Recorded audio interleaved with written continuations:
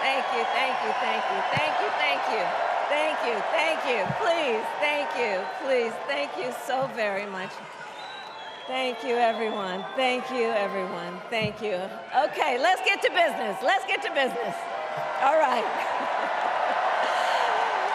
So let me start by thanking my most incredible husband, Doug,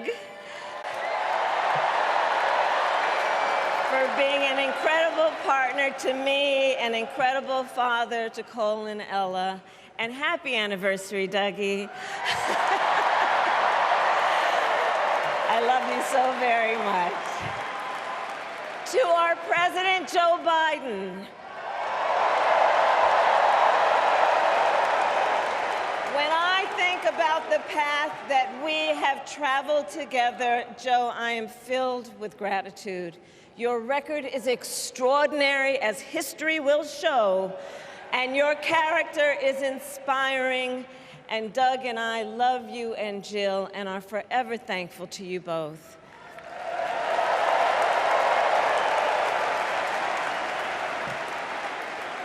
And to Coach Tim Walz,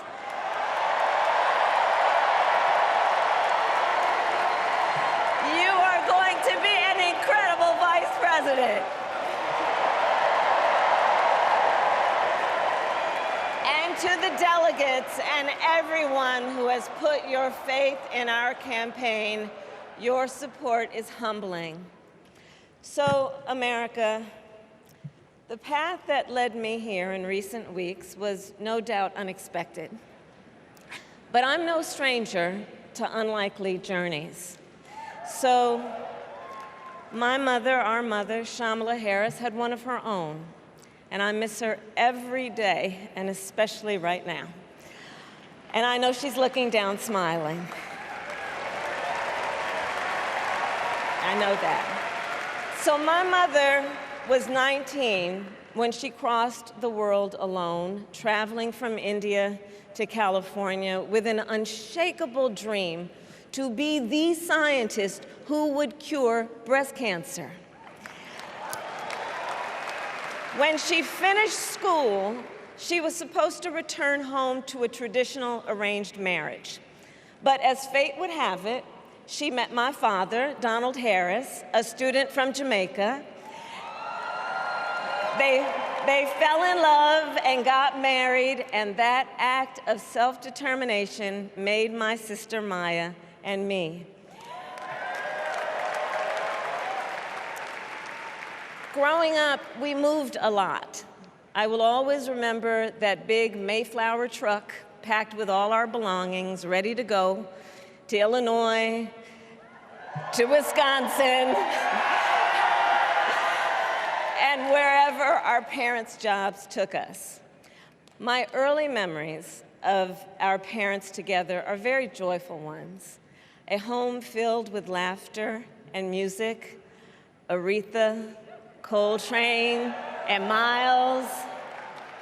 At the park, my mother would say, "Stay close." But my father would say, as he smiled, "Run, Kamala, run. Don't be afraid. Don't let anything stop you."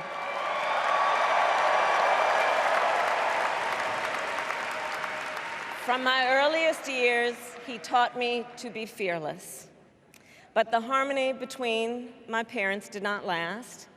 When I was in elementary school, they split up, and it was mostly my mother who raised us. Before she could finally afford to buy a home, she rented a small apartment in the East Bay. In the Bay, you either live in the hills or the flatlands. We lived in the flats. A beautiful working-class neighborhood of firefighters, nurses, and construction workers, all who tended their lawns with pride. My mother, she worked long hours, and like many working parents, she leaned on a trusted circle to help raise us. Mrs. Shelton, who ran the daycare below us and became a second mother. Uncle Sherman, Aunt Mary, Uncle Freddie, Auntie Chris.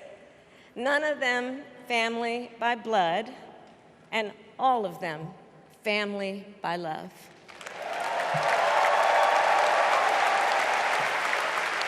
Family who taught us how to make gumbo, how to play chess, and sometimes even let us win. Family who loved us, believed in us, and told us we could be anything and do anything. They instilled in us the values they personified: community, faith, and the importance of treating others as you would want to be treated, with kindness, respect, and compassion. My mother was a brilliant, 5-foot-tall, brown woman with an accent. And as the eldest child, I saw how the world would sometimes treat her. But my mother never lost her cool. She was tough, courageous, a trailblazer in the fight for women's health, and she taught Maya and me a lesson that Michelle mentioned the other night. She taught us to never complain about injustice, but do something about it. Do something about it. That was my mother. And she taught us, and she also taught us, and never do anything half-assed. And that is a direct quote. A direct quote. I grew up immersed in the ideals of the civil rights movement. My parents had met at a civil rights gathering, and they made sure that we learned about civil rights leaders, including the lawyers like Thurgood Marshall and Constance Baker Motley, those who battled in the courtroom to make real the promise of America.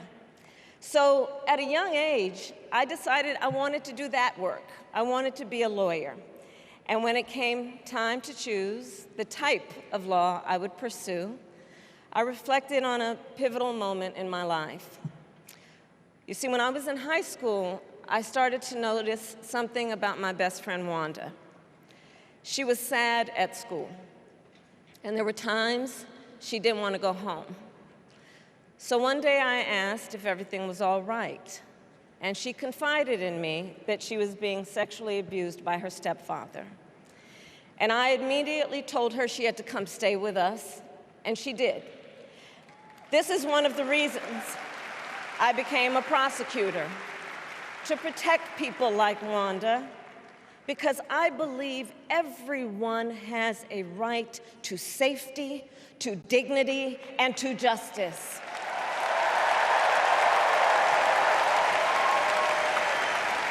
As a prosecutor, when I had a case, I charged it not in the name of the victim, but in the name of the people.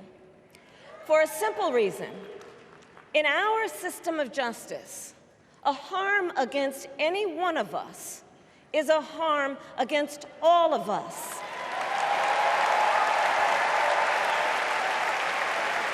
And I would often explain this to console survivors of crime, to remind them no one should be made to fight alone. We are all in this together. And every day, in the courtroom, I stood proudly before a judge, and I said 5 words: Kamala Harris for the people.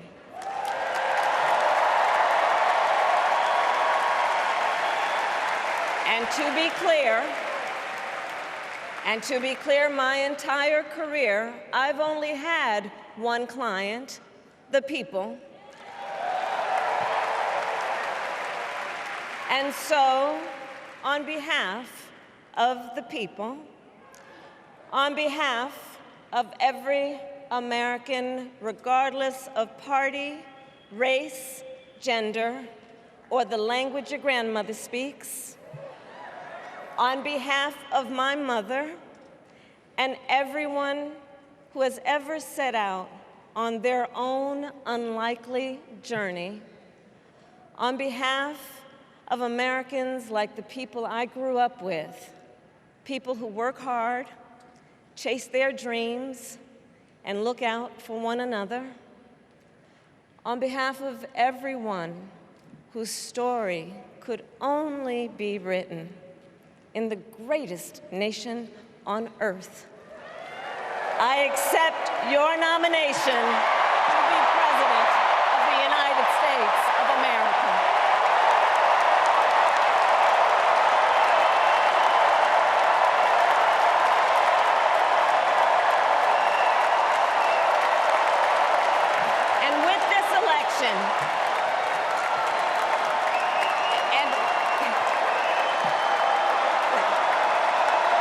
And with this election, our nation with this election has a precious, fleeting opportunity to move past the bitterness, cynicism, and divisive battles of the past, a chance to chart a new way forward. Not as members of any one party or faction, but as Americans. And let me say, I know there are people of various political views watching tonight, and I want you to know, I promise to be a president for all Americans. You can always trust me to put country above party and self, to hold sacred America's fundamental principles, from the rule of law to free and fair elections to the peaceful transfer of power.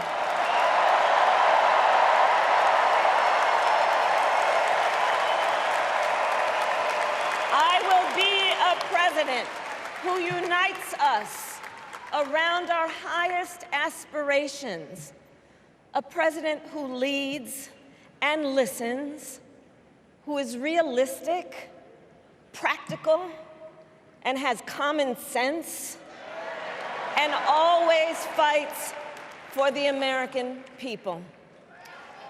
From the courthouse to the White House, that has been my life's work. As a young courtroom prosecutor in Oakland, California, I stood up for women and children against predators who abuse them. As Attorney General of California, I took on the big banks, delivered $20 billion for middle-class families who faced foreclosure, and helped pass a homeowner Bill of Rights, one of the first of its kind in the nation. I stood up for veterans and students being scammed by big for-profit colleges, for workers who are being cheated out of their wages, the wages they were due, for seniors facing elder abuse. I fought against the cartels who traffic in guns and drugs and human beings, who threaten the security of our border and the safety of our communities. And I will tell you, these fights were not easy, and neither were the elections that put me in those offices. We were underestimated at practically every turn, but we never gave up, because the future is always worth fighting for.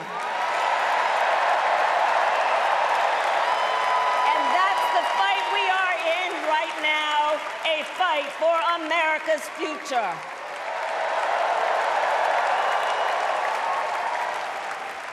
Fellow Americans, this election is not only the most important of our lives, it is one of the most important in the life of our nation. In many ways, Donald Trump is an unserious man. But the consequences of putting Donald Trump back in the White House are extremely serious. Consider not only the chaos and calamity when he was in office, but also the gravity of what has happened since he lost the last election. Donald Trump tried to throw away your votes. When he failed, he sent an armed mob to the United States Capitol, where they assaulted law enforcement officers. When politicians in his own party begged him to call off the mob and send help, he did the opposite. He fanned the flames. And now, for an entirely different set of crimes, he was found guilty of fraud by a jury of everyday Americans and separately found liable for committing sexual abuse. And consider what he intends to do if we give him power again. Consider his explicit intent to set free violent extremists who assaulted those law enforcement officers at the Capitol. His explicit intent to jail journalists, political opponents, and anyone he sees as the enemy. His explicit intent to deploy our active duty military against our own citizens. Consider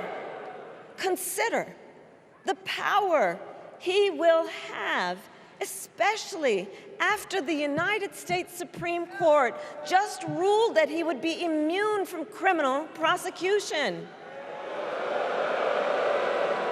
Just imagine Donald Trump with no guardrails,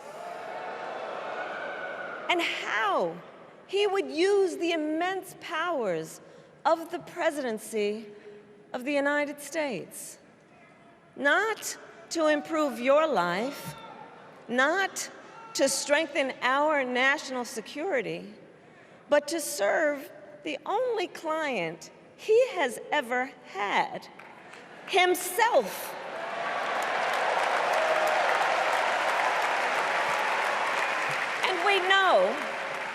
And we know what a second Trump term would look like. It's all laid out in Project 2025, written by his closest advisors, and its sum total is to pull our country back to the past. But America, we are not going back. We are not going back. We are not going back. We are not going back to when Donald Trump tried to cut Social Security and Medicare. We are not going back to when he tried to get rid of the Affordable Care Act, when insurance companies could deny people with pre-existing conditions. We are not going to let him eliminate the Department of Education that funds our public schools. We are not going to let him end programs like Head Start that provide preschool and childcare for our children. America, we are not going back.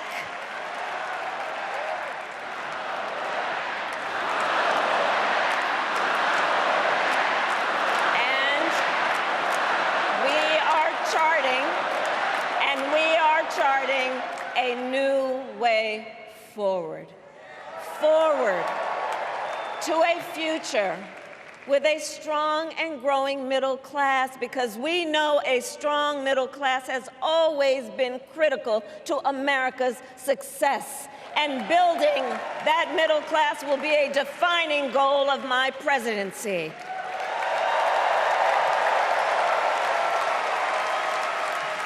And I'll tell you, this is personal for me. The middle class is where I come from.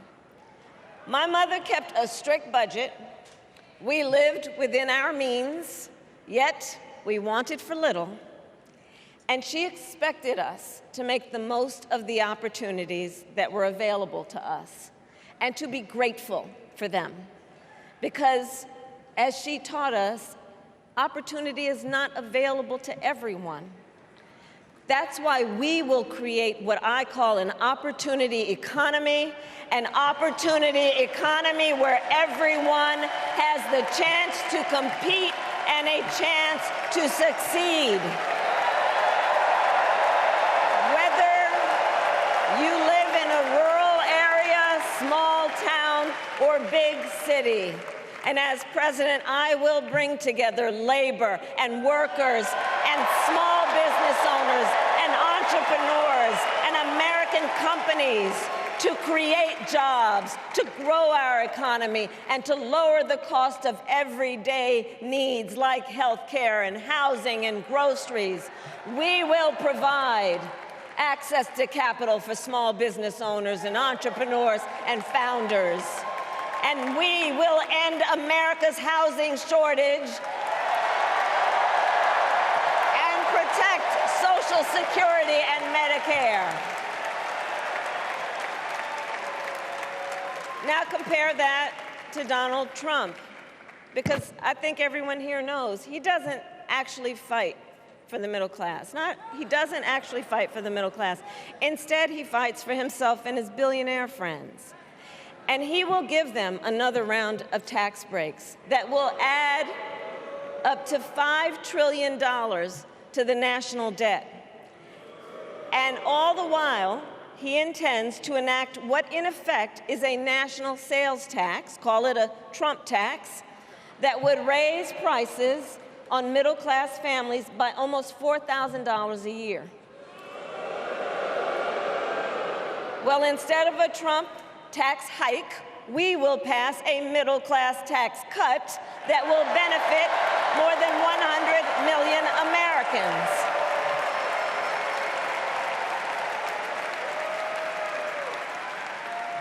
Friends, I believe America cannot truly be prosperous unless Americans are fully able to make their own decisions about their own lives, especially on matters of heart and home.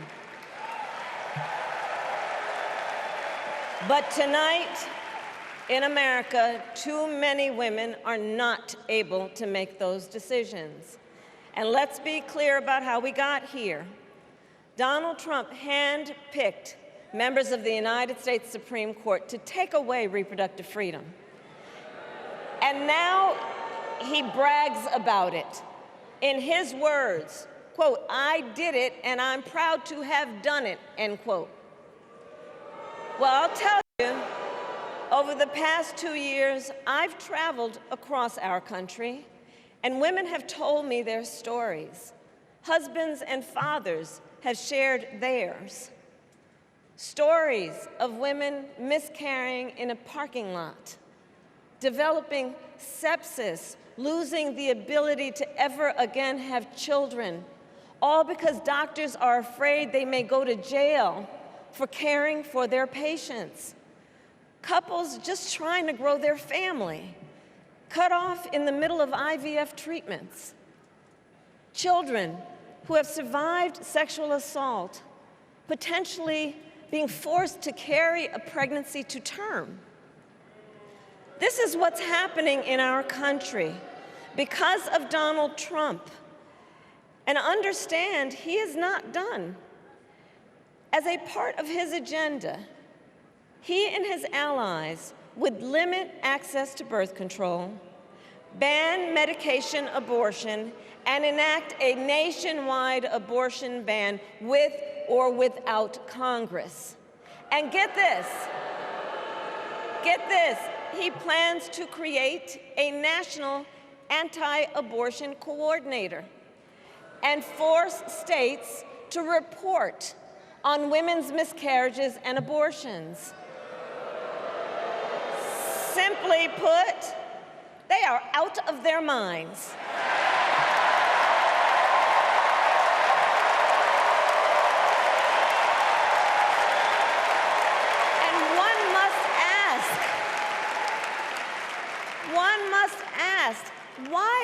exactly is it that they don't trust women?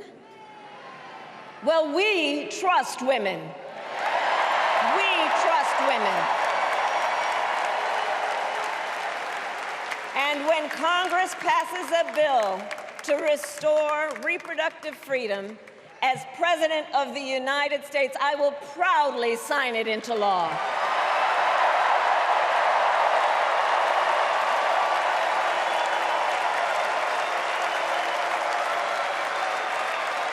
In this election, many other fundamental freedoms are at stake. The freedom to live safe from gun violence in our schools, communities, and places of worship. The freedom to love who you love openly and with pride. The freedom to breathe clean air and drink clean water and live free from the pollution that fuels the climate crisis. And the freedom that unlocks all the others, the freedom to vote. With this election, we finally have the opportunity to pass the John Lewis Voting Rights Act and the Freedom to Vote Act.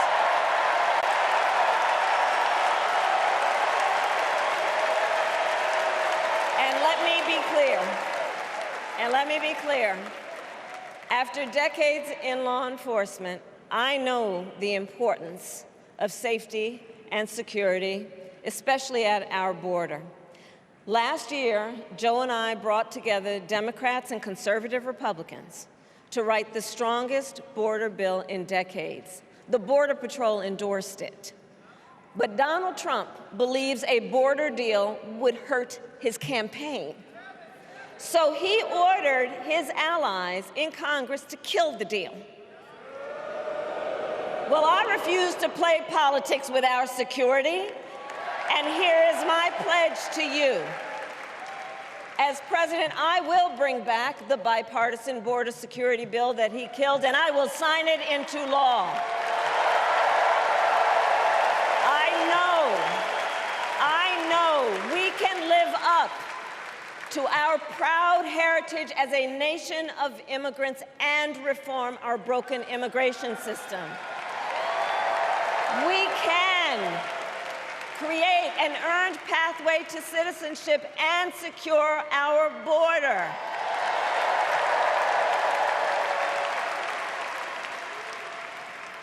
And America, we must also be steadfast in advancing our security and values abroad.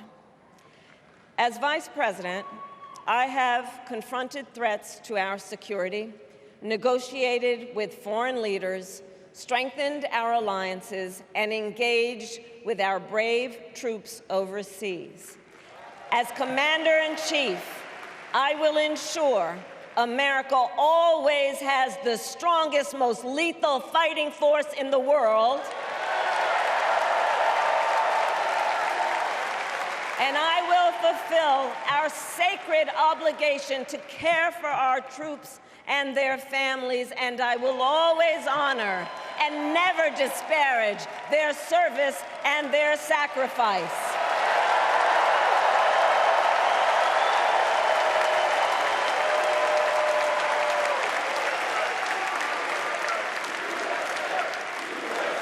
I will make sure that we lead the world into the future on space and artificial intelligence, that America, not China, wins the competition for the 21st century, and that we strengthen, not abdicate, our global leadership.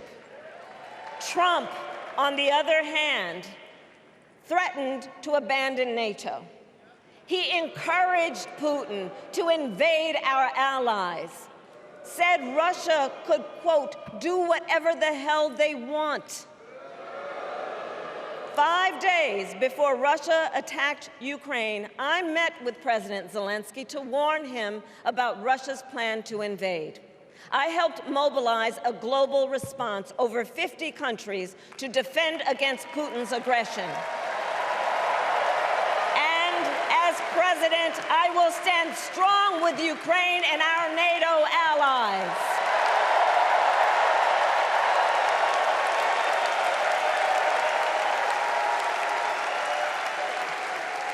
With respect to the war in Gaza, President Biden and I are working around the clock because now is the time to get a hostage deal and a ceasefire deal done.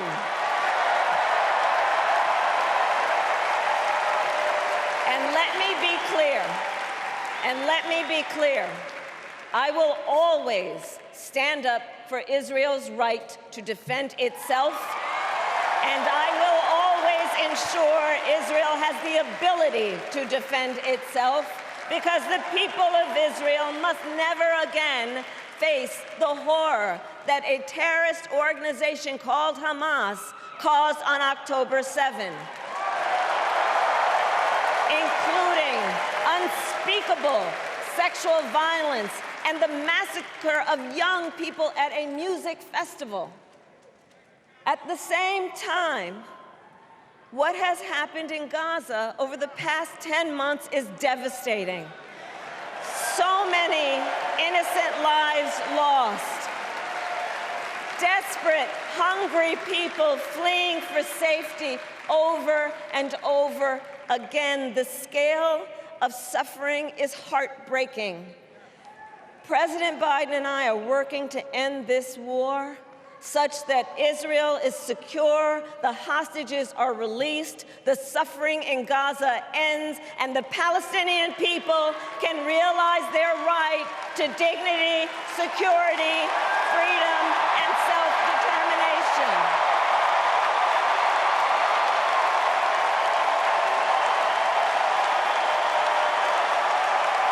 And know this, I will never hesitate to take whatever action is necessary to defend our forces and our interests against Iran and Iran-backed terrorists. I will not cozy up to tyrants and dictators like Kim Jong-un who are rooting for Trump,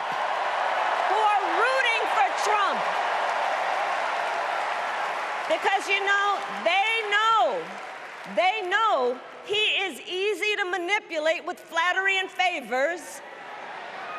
They know Trump won't hold autocrats accountable because he wants to be an autocrat himself.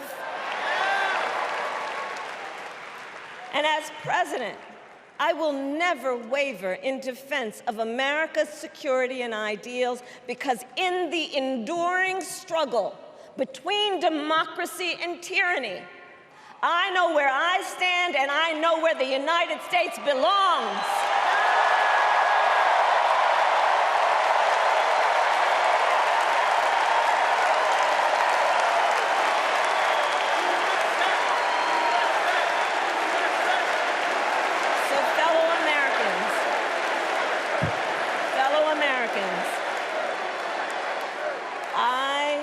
I love our country with all my heart. Everywhere I go, in everyone I meet, I see a nation that is ready to move forward, ready for the next step in the incredible journey that is America. I see an America where we hold fast to the fearless belief that built our nation and inspired the world, that here, in this country, anything is possible, that nothing is out of reach. An America where we care for one another, look out for one another, and recognize that we have so much more in common than what separates us. That none of us has to fail for all of us to succeed. And that in unity there is strength. You know, our opponents in this race are out there every day denigrating America, talking about how terrible everything is. Well, my mother had another lesson she used to teach. Never let anyone tell you who you are. You show them who you are. America, let us show each other and the world who we are and what we stand for. Freedom, opportunity, compassion, dignity, fairness, and endless possibilities.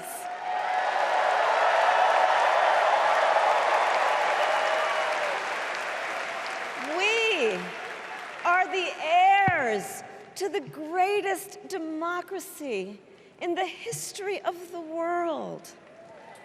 And on behalf of our children and our grandchildren and all those who sacrificed so dearly for our freedom and liberty, we must be worthy of this moment.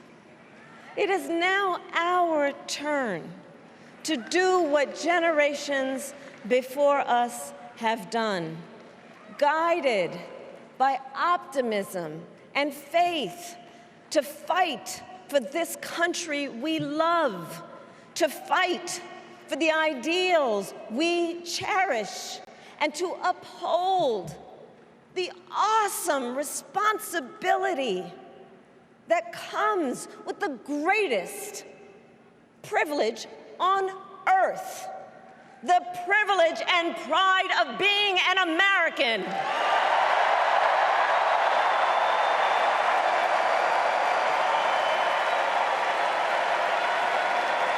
So let's get out there, let's fight for it, let's get out there, let's vote for it, and together, let us write the next great chapter in the most extraordinary story ever told.